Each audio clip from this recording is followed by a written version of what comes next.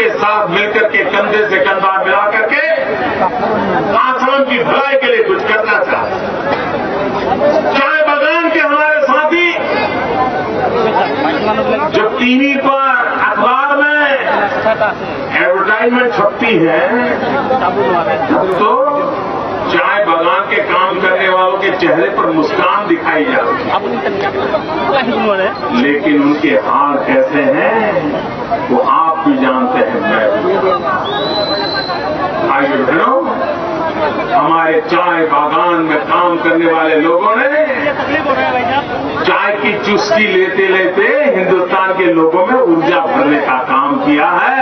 और यही तो चाय है जिस चाय ने दुनिया भर की हिंदुस्तान के प्रति चाह पैदा कर दी है, चाह पैदा कर दी है।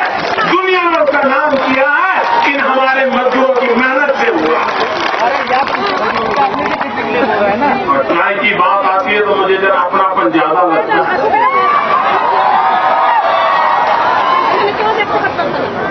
क्योंकि आप ही की तो चाय थी जिसको उबाल उबाल करके मैं लोगों में ऊर्जा भरता था और जिंदगी का बचपन गुजारा करता था। और इसलिए मेरा आपके साथ एक विशेष नाता है।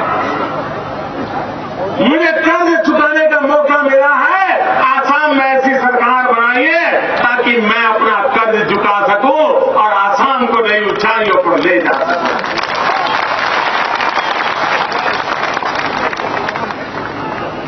यहां पर आपके सीएजी का रिपोर्ट आया है। घर में भी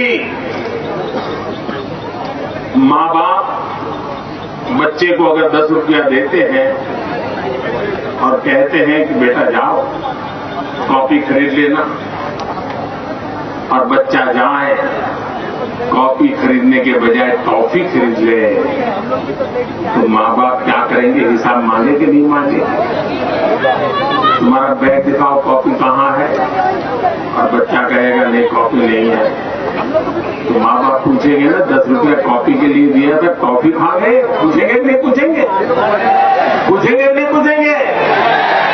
सरकार में सीएजी होता है, वो सीएजी पूछता है आसाम सरकार को ये इतने रुपये आए थे कहाँ गए, जरा जवाब तो दो, जवाब देने को तैयार।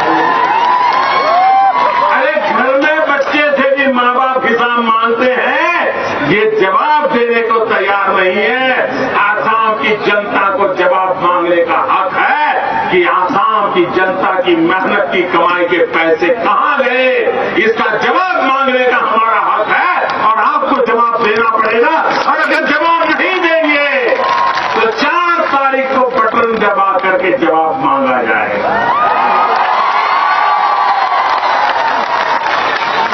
और इसलिए मेरे भाइयों बहनों,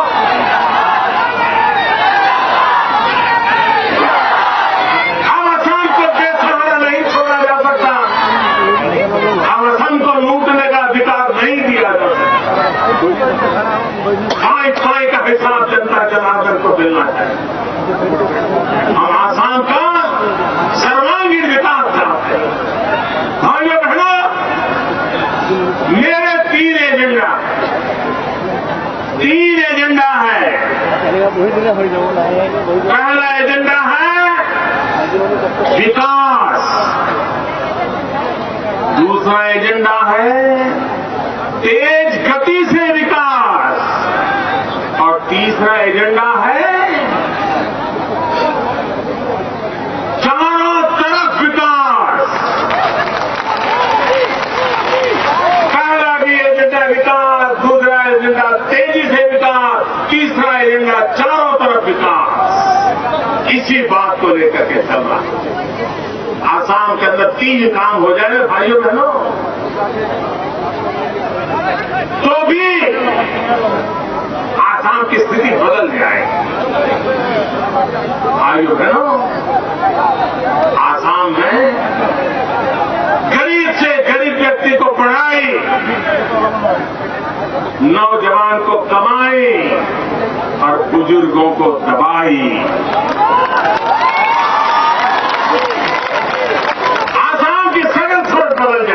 आपने देखा होगा, हम यहाँ यूरिया का कारखाना लगाने की बात हो, रेल का काम करना हो, रोड का काम करना हो, आजादी के बाद किसी एक बजट में जितने रुपये दिए गए उससे अनेक गुना रुपये हमने आसाम के अंदर इंफ्रास्ट्रक्चर के लिए लगाए हैं।